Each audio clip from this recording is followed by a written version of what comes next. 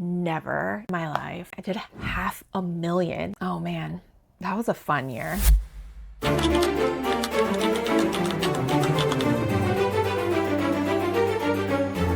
Okay, this is my second take. I recorded the first one and realized I totally just like word vomited all over the place. I'm just finding it very difficult to fully express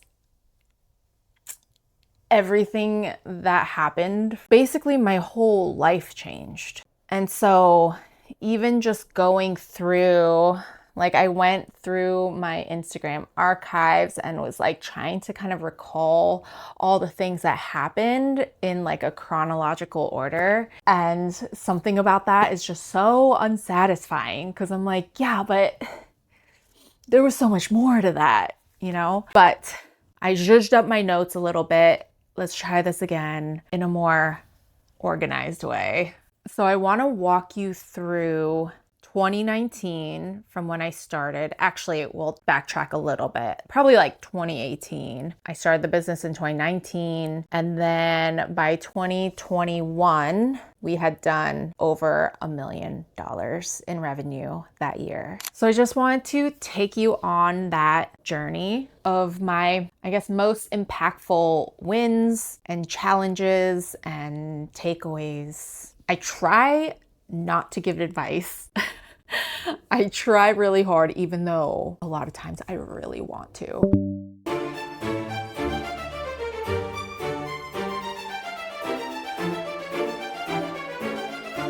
But I think even just sharing my story with you will be helpful. I think it's helpful to know what exactly goes on behind the scenes of a creative business. Because I think as a creative business owner, we think very differently about growing our businesses. Like things just have to feel aligned. Like everything has to just like feel like me and feel super aligned, you know? So I feel like starting a creative business and growing it can in some ways be so much more challenging. So I just want to share my experience and the lessons that I learned and hopefully, I don't know, make you feel less crazy because I know I feel crazy most of the time. Okay, so again, it's really hard for me to even start this story because I often find myself having to backtrack a little bit.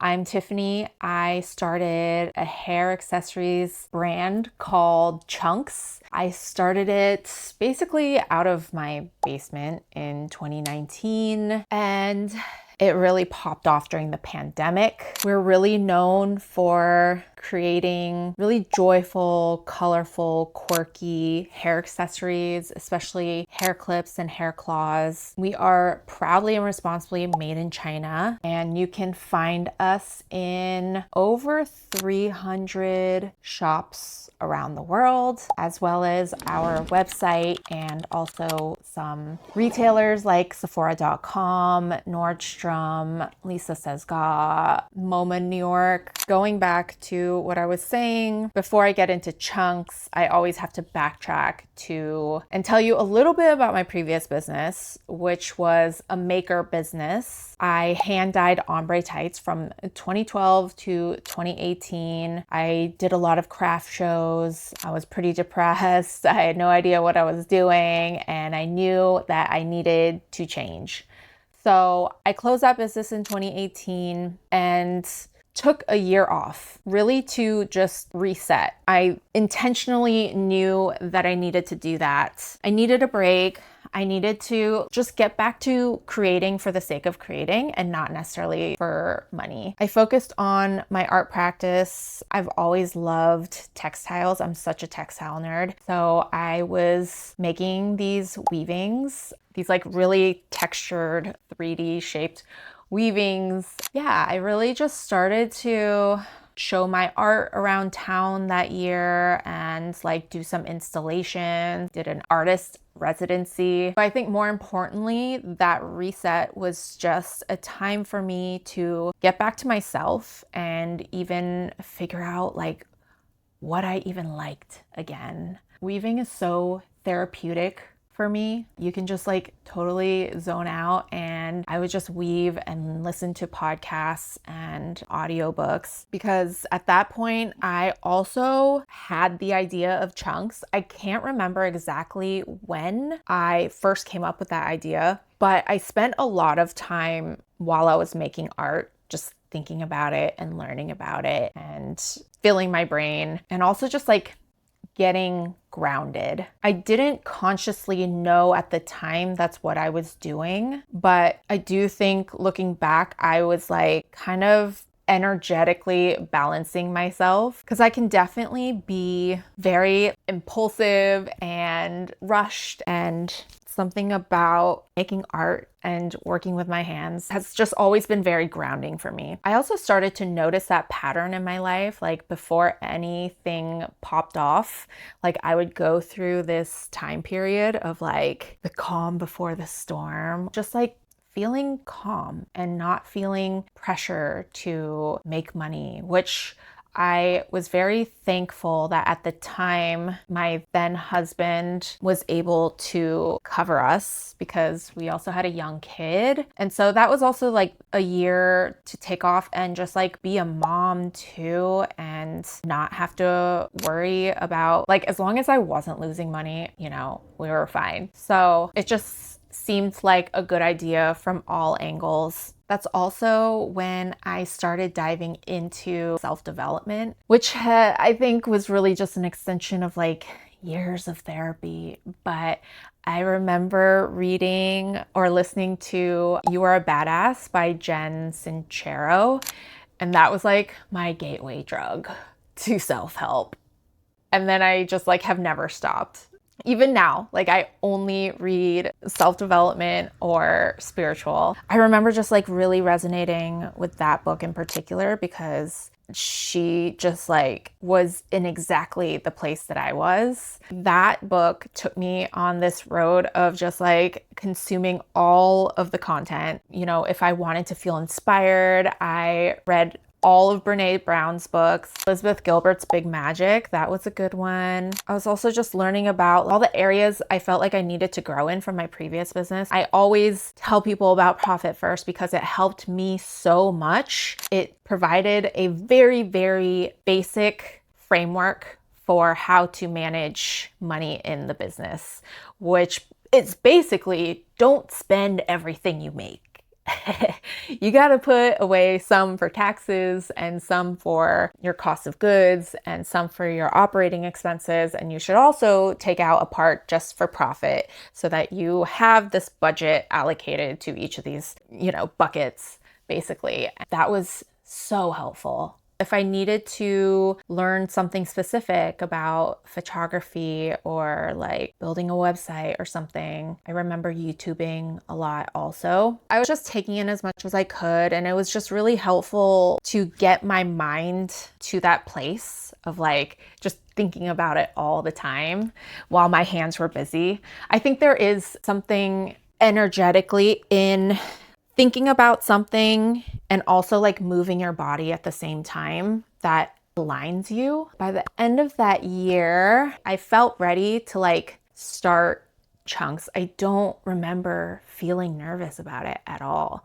I think I had just thought about it so much, and I knew it was a good idea because like, when I have an idea, I also put it through the ringer to make sure that it is a viable idea. With chunks, it was the seed that was planted, but then everything about it just made sense. First, is there a demand for this product? I felt like there was. You give a girl another part of their body to accessorize, she will do it. And I was such a hair claw girl at the time, which is, I think that's why I thought of it in the first place, because I was like, why must I continue to purchase these cheap, ugly hair claws from CVS? Nowadays, there are tons of cute hair clips and claws, but back in the old days of 2018, it was much harder to find.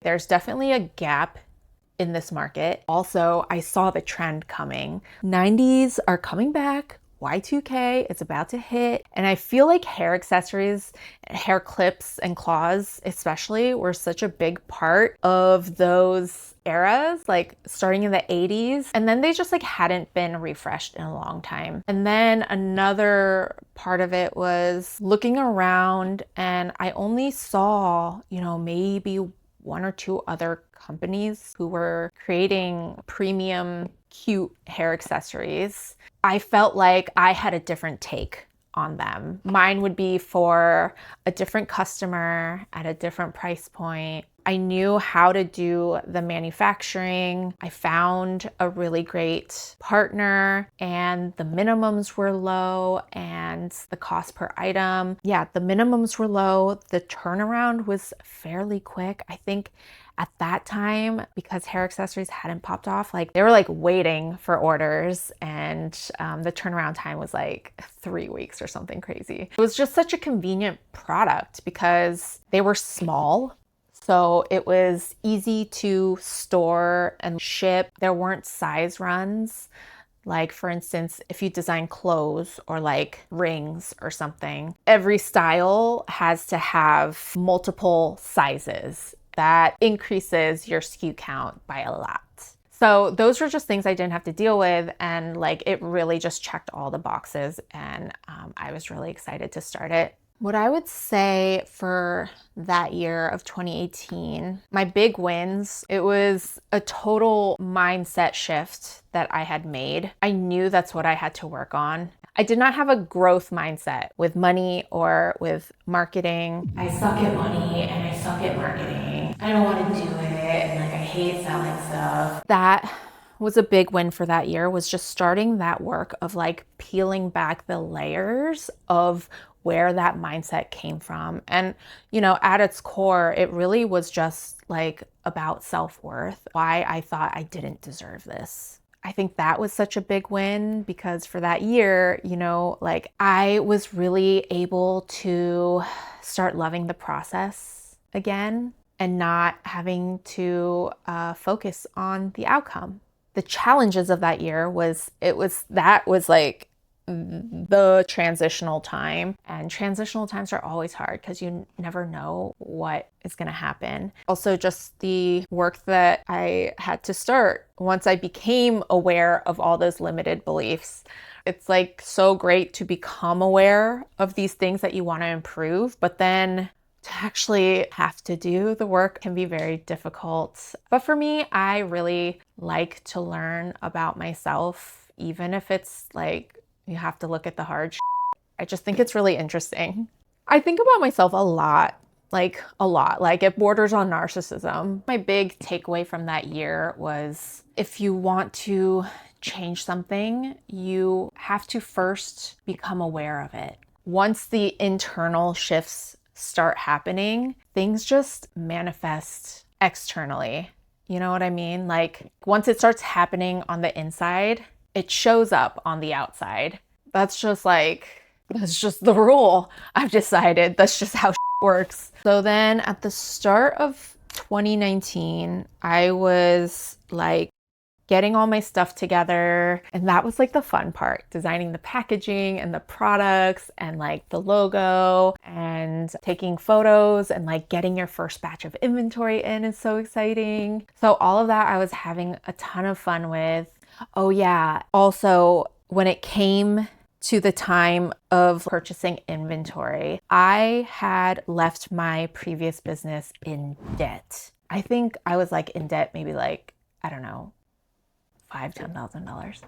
That's where my head was at with that business. So in order for me to purchase my inventory, my first batch of inventory for Chunks, I decided to take out a microloan for $7,000. Now, the terms of this loan, as I recall, it put me on this payment plan over like a set period of time.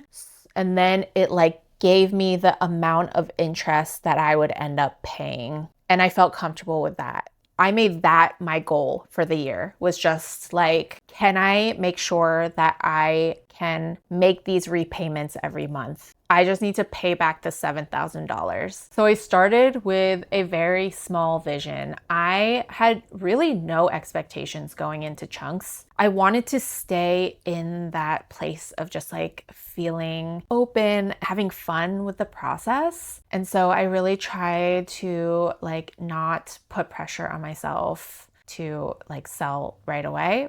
But I knew that I could at least get some wholesale accounts. Like I could hit up the wholesale accounts that I had worked with before. And so I felt pretty confident that I could pay back this loan every month. If you've been thinking about like taking out, small business loans, I do think it is a really helpful tool. I think you should probably do a lot more research than I did at the time. I probably picked a very high interest loan, but like gave me the money right away. But there are a lot of options, especially for small businesses, especially for women-owned businesses. So you just have to do your research. There's like pros and cons, just depending on what you're looking for. Like I know you can get a small business loan through the SBA and their rates are really good, but also like sometimes those loans take longer to process and it just takes longer to get your money. So do your research depending on what you need. Okay, so I launched Chunks in April of 2019 officially. That's what my Instagram feed says. Aries season again. I do think Aries season is a great time to start things. It's like it's spring, like the seeds have been planted and now they're starting to bloom. So it is a great time to start projects, to start businesses. That spring summer, I really just spent like continuing to have fun with taking photos. I remember just taking my kid to the playground and bringing my Chunks and doing a little photo shoot on the playground and like meeting people. I think I was even still selling at Pike Place Market. That was very interesting. I realized that was not for me. I was doing some pop-ups at local shops in Seattle. I was also just hitting up my retail accounts and hitting up new ones too. And that was fairly easy, I remember, because it was kind of a new product that they didn't even have in store. Once they like tried it, it's really started selling well with customers right away. And so they kept placing orders. So that kind of took off pretty quickly. I still had an artist studio, like this tiny, like 400 square foot, $600 a month artist studio. So I would also like bring my inventory there and just like, put together packs and like ship out orders to my shops. And yeah, things just kind of like chugged along and didn't feel overwhelming at first. And I really enjoyed the process of just everything, of taking photos, of editing the photos, of designing the products, of shipping the orders and talking to my retailers. I remember that fall, winter,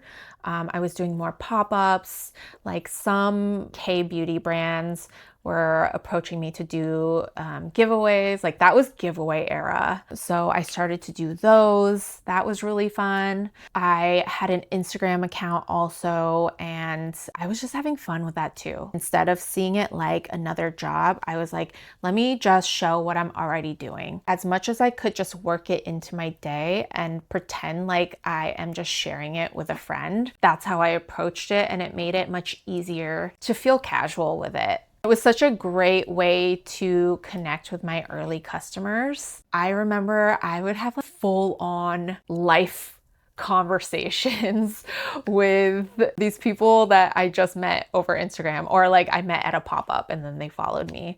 I stand by this, especially like in the early days of building a brand. Those first customers are so helpful. You can learn so much about what's working and what's not working in your business from talking to those early customers. Once those early customers become fans, no amount of advertising dollars can match a stan for your brand. Like nothing. That early customer base that I grew in that first year were so crucial for just like spreading the word and growing my business and just like creating a lot of buzz around it. So by fall, winter, my wholesale business was doing pretty well, and I continued to do craft shows. And so I was still getting in front of a lot of new eyes and starting to build that e-com business also. I'm not sure what the like ratio was at the end of that year, but I think my wholesale was pretty solid. I think e-com was like kind of quickly growing at that point. And I had spent years doing craft shows, so I also just like knew I can nail a craft show with my eyes closed. So I was seeing like all the feedback from customers at those shows. Momentum was starting to happen. I really wanted to stay in flow and just stay excited with connecting with customers one-on-one and enjoying the process. I remember even liking editing photos at that point. I was just happy. I was just happy with where I was at that point. That is definitely the big win of that year. I was feeling much more empowered with what to do with my money. It all felt very doable. I didn't feel overwhelmed because I only had an Instagram. I wasn't doing all the things. I didn't want to because that felt overwhelming. Let me just stick to Instagram. I will deal with like email lists and stuff later. The challenges of that year were really all mental. But at that point, I had already made the commitment that I was gonna like work on this. And my big takeaway for that year really is just going back to that early customer. The audience that you build in those early days are so important. I didn't outsource anything. I was able to keep everything very manageable. I kept my expenses pretty low. I was successfully able to pay off the loan. I think I paid it off early, actually. It felt like I had reached my goal for the year in a very satisfying way. The start of 2020, things still felt really great. Holiday season has always been Chunks' best season just because chunks are so giftable. So I was probably coming off of a great holiday season, feeling really good. I was looking through my Instagram archives, and apparently January 2020 is when I started to hire. I was looking for a shipping specialist. I guess my e-com business was strong enough where I felt like I needed that. Oh, and then Urban Outfitters also had approached me in 2019, figuring out how to, jump through all the hoops of a big retailer.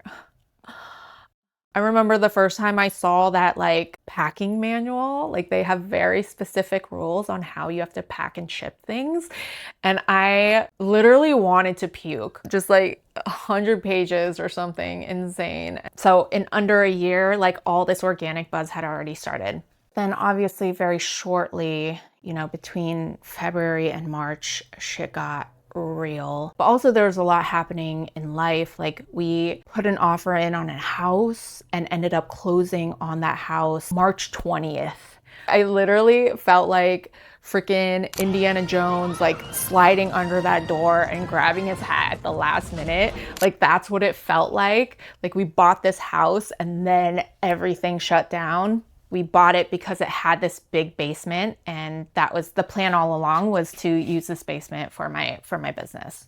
I remember using all of my connections with overseas manufacturers to buy a bunch of masks for nurses and hospitals.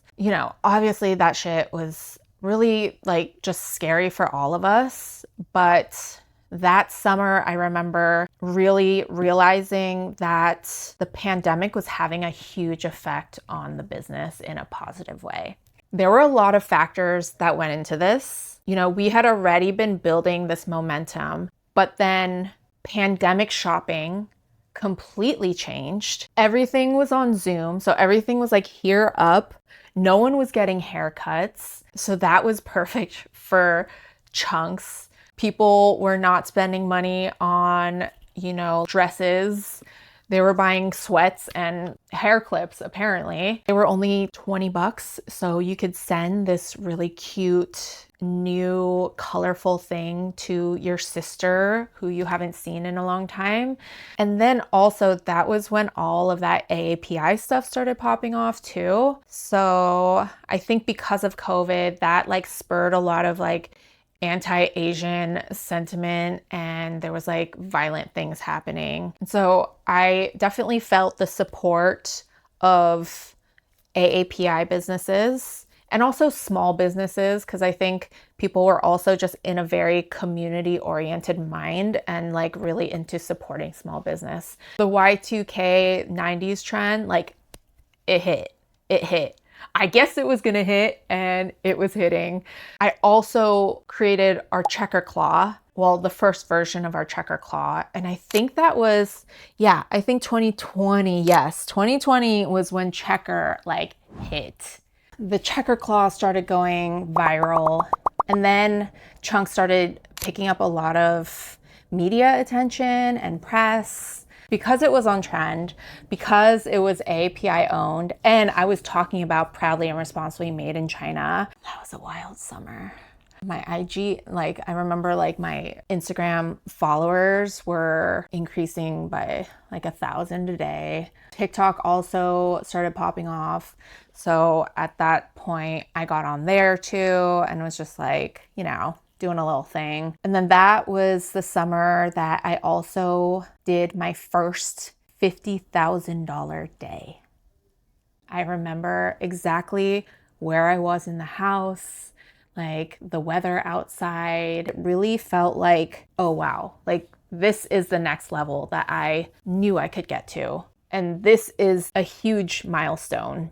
You know, in my previous business, I had this ceiling of $10,000. Like, I mean, aside from the early days when just like when my first product went viral and there was just money coming, but like towards the later end of my business, there was this like invisible ceiling of as soon as I hit $10,000 in my bank account, I would just try to get rid of it. And like, I just felt so proud of getting past that obstacle of like, okay, I just had a $50,000 day.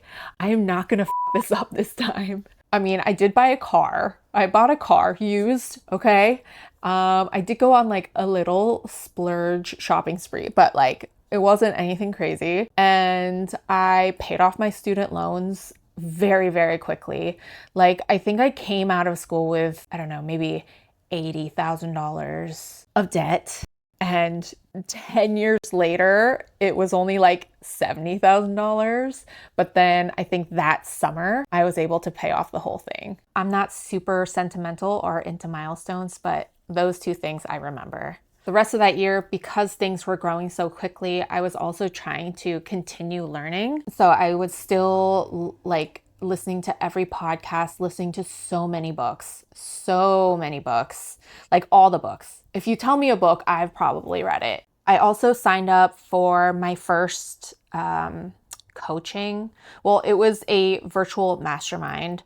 So a mastermind is like a group coaching situation. And there were like a handful of other businesses in my cohort of like similar size, but like very different products and very different approaches of growing the business. It was interesting, but there were definitely like limitations to that format. I was so different from these other business owners. And because of that, after the mastermind finished, I was like, I should do this, but with people that are similar to me. So I reached out to like other business owners that I had met at craft fairs that I was friends with, and we would do weekly Zoom calls and talk about our businesses and what we were going through. And ever since then, I have continued to seek out community because being a business owner can be very lonely. And without community, it's just hard. It's just very lonely. Just having someone else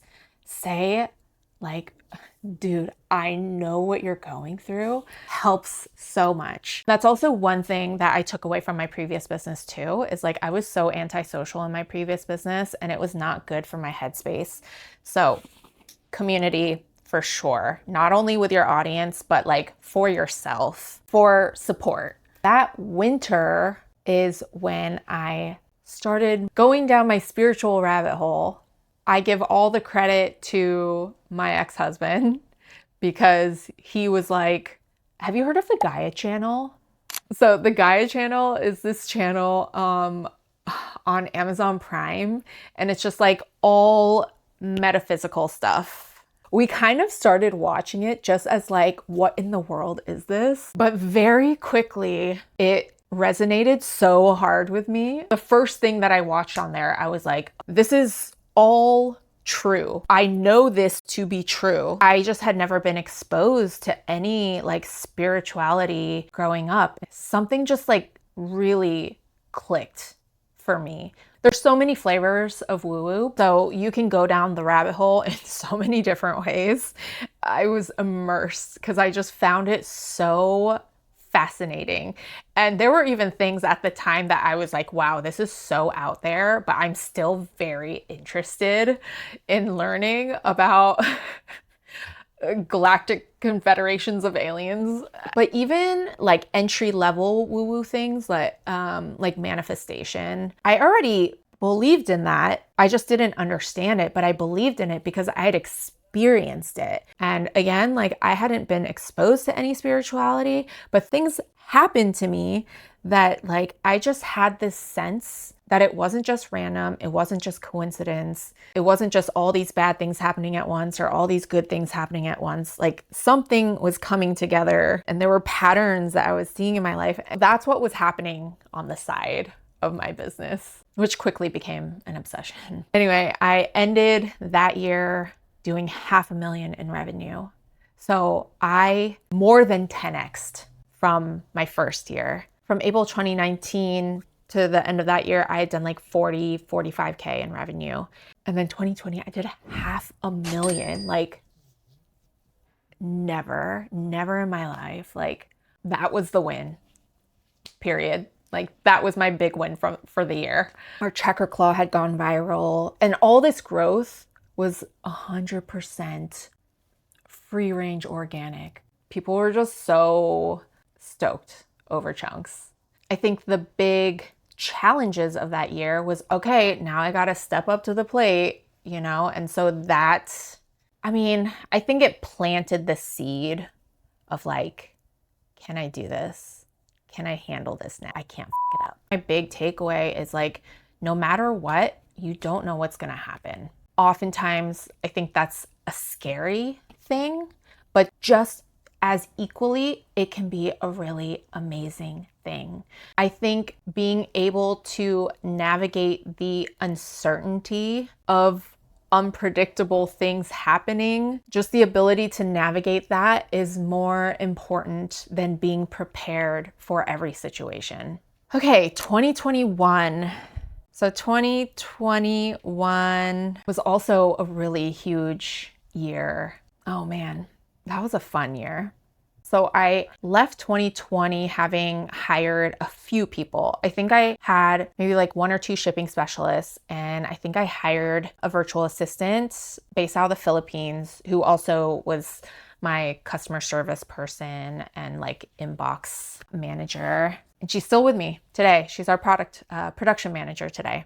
And then 2020, I just like continued to expand the team. The business was still in the basement, but we were all masking up and like starting to, you know, be around each other a little bit in 2021. So I had this virtual assistant. I had, I think, 2 shipping specialists. Most everyone comes in as a shipping specialist. And then I'm like, what do you want to do? What else do you want to do? At least for the first few years. So then I hired someone who started managing our wholesale accounts. And then I hired our social media manager also. That was the year that I like had a team. Oh, and then at the end of that year, I hired 2 more shipping specialists. One who I promoted almost straight away to brand director. She still makes fun of me to this day for doing that. She was like, this is how crazy this girl is. And then one of those hires became a creative assistant and then a product designer for a couple of years. So yeah, so by the end of that year, I had a team. But what comes along with having a team is handing things off to that team, delegating things to the team. I always just get myself into these things fully unprepared. So that was like, oh yeah, I didn't think about that. I guess we should figure out a process. I guess I had started to think about process the year before in 2020, but now it was like really kind of in practice, and we had to really have a process for the processes. It was definitely a lot of trial and error because I had no experience doing any of this, and neither did anyone else. It was just the blind leading the blind. This was a year of a lot of creative and marketing. We did so much creative. Like we started to do photo shoots. Yeah, I guess towards the end of the year, like after I had hired Lupe, my brand director, and Shannon, who they both were creative. And so I very quickly had them start to help me with photo shoots. And so I think that was the first year where like we really started to play. Oh yeah, and then we moved out of my house in the fall. At the end of the summer, I was like, oh my God, we're busting at the seams. I have to find another place. Plus, I can't be having all these people in my basement every day. So I like put it out there. I was like, okay, I need some sort of warehouse, and divine timing. I swear to God, I started looking July, end of July, maybe like August. And that month, literally, I think the week that I started looking, Saltbox had just opened. So Saltbox is kind of like it's like a WeWork, but for product-based businesses. And they had just opened up their location in SoDo, in this industrial neighborhood of Seattle. And it was exactly what we were looking for. Actually, it was better because like we had this little warehouse area in this bigger warehouse, but they had like all the amenities. They had a room where we could do photo shoots. They had like printers. They had a loading dock where like USPS, UPS, FedEx would come and pick up packages every day, because at that point, USPS, they had it with me. They hated picking up packages from my house, and literally like they were just like so over me at that point.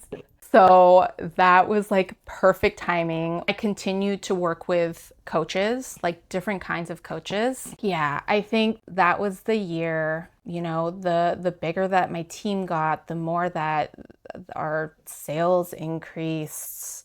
Like I was like, oh, this could really turn into something, and I don't know how to do that. So I was really looking for guidance heavy that year. Yeah, I worked with one coach in the spring. I worked with a different coach in the fall, winter. I spent a lot of money that year. I mean, we were making a lot of money, so I was not even concerned. But like, I remember at the end of that year, in Q4, I spent $100,000 on trying to grow the business.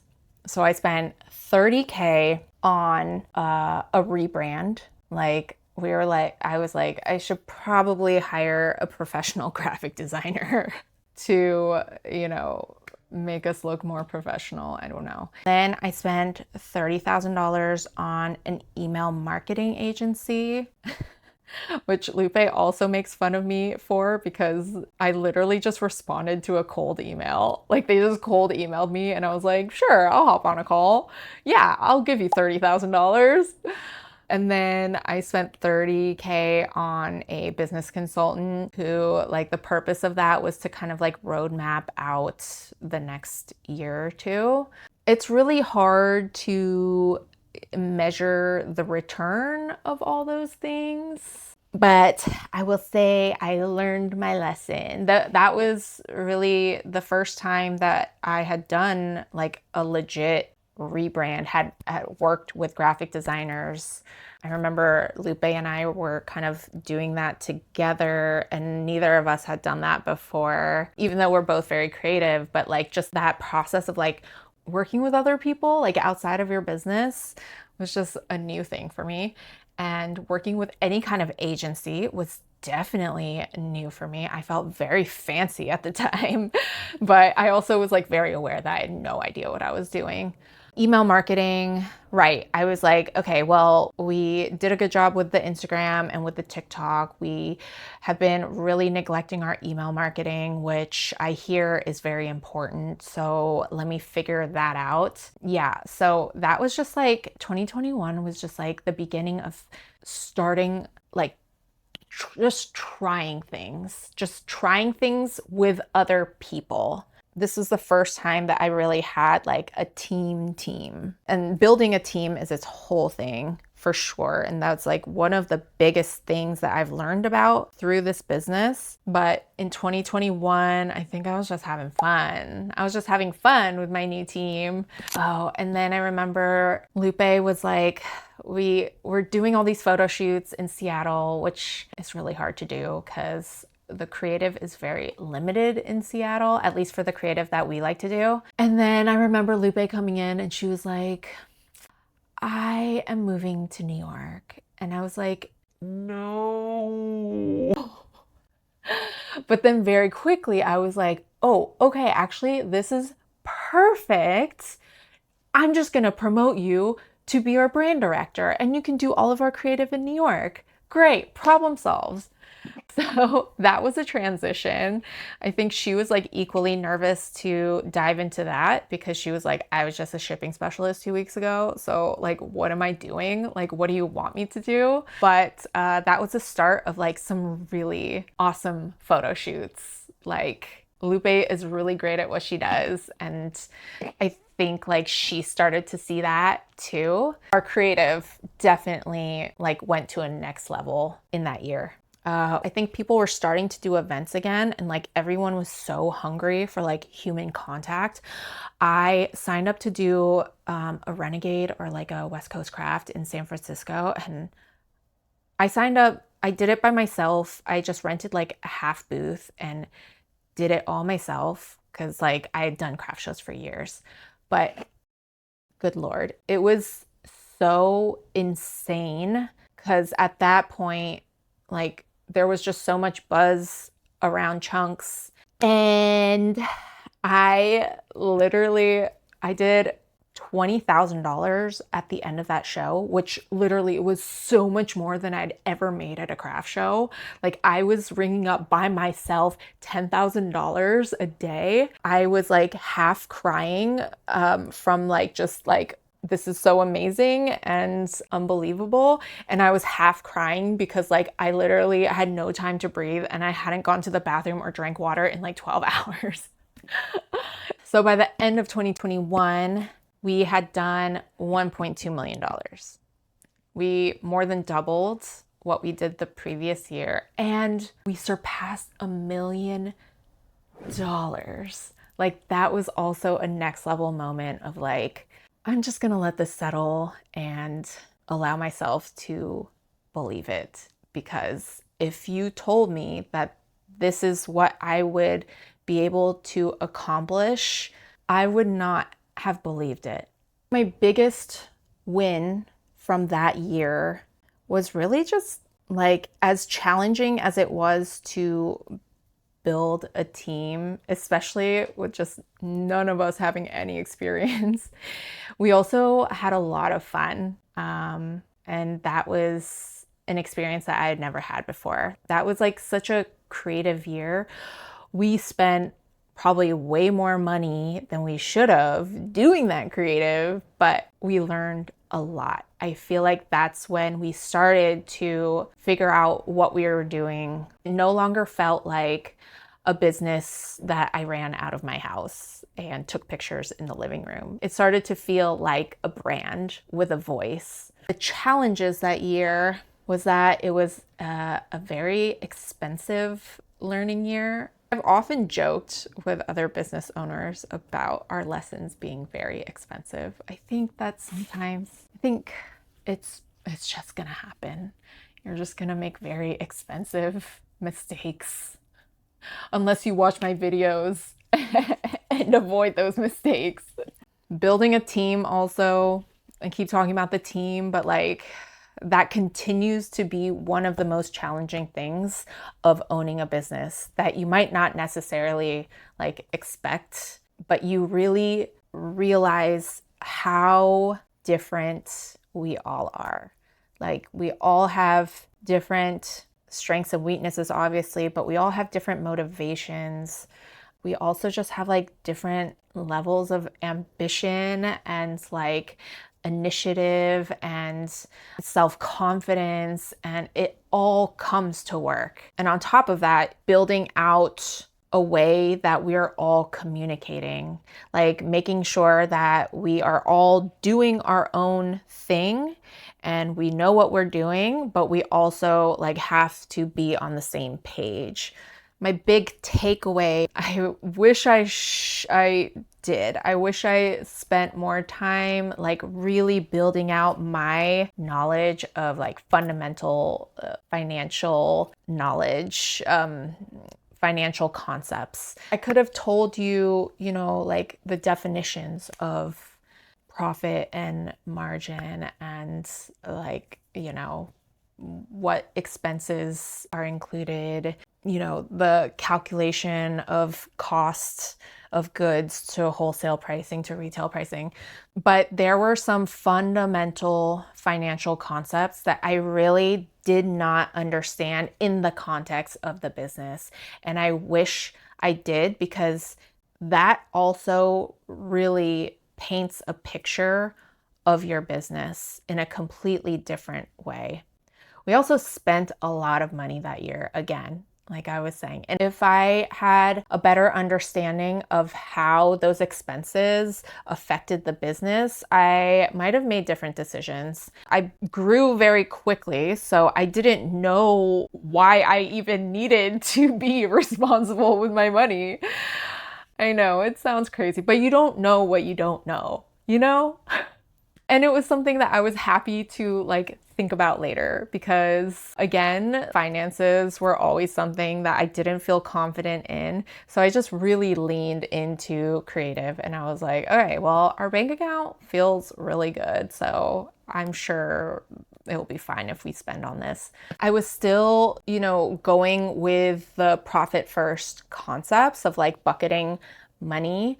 But at some point, the business outgrows that. It becomes a lot more complex than just a bucket system. And that was the part that I learned later than I should have. I say this because one huge lesson that I've learned is you have to save for a rainy day. It's so easy, I think, especially when you're young and like things are just like moving so fast and things are exciting and you're making all this money for the first time in your life. It's so easy to think that it's just going to last forever, but nothing lasts forever. Nothing. Where there is a boom, there is always a bust. And if you are prepared for that bust, you will be in a much better place. There's not a ton of things I would go back and change, but if there was one thing, it would be that. Okay, so that was 2019, start of my business, all the way through 2021, where I ended that year surpassing $1 million in revenue. I hope you found that helpful or inspiring, or at least just a good reminder that you don't have to have a big vision to start something. What is that saying? Like, we overestimate what we can do in a day, but we underestimate what we can do in a year. It's so true. It's so true. And I still work on that every day, because I still feel guilty every day that that I didn't accomplish enough today. But when I think about like how much I've learned in the past 5 years, it feels so much longer than just 5 years. I feel like I've learned a decades worth of information and like knowledge and wisdom in 5 years. And so when I remind myself from that perspective, I'm like, okay, chill. I am doing a good job. All right. So if you want to hear the rest of this, I will definitely make a part 2. I'll probably just film it right now. That starts at 2022 into present day. And that's also a roller coaster. So I'll see you there.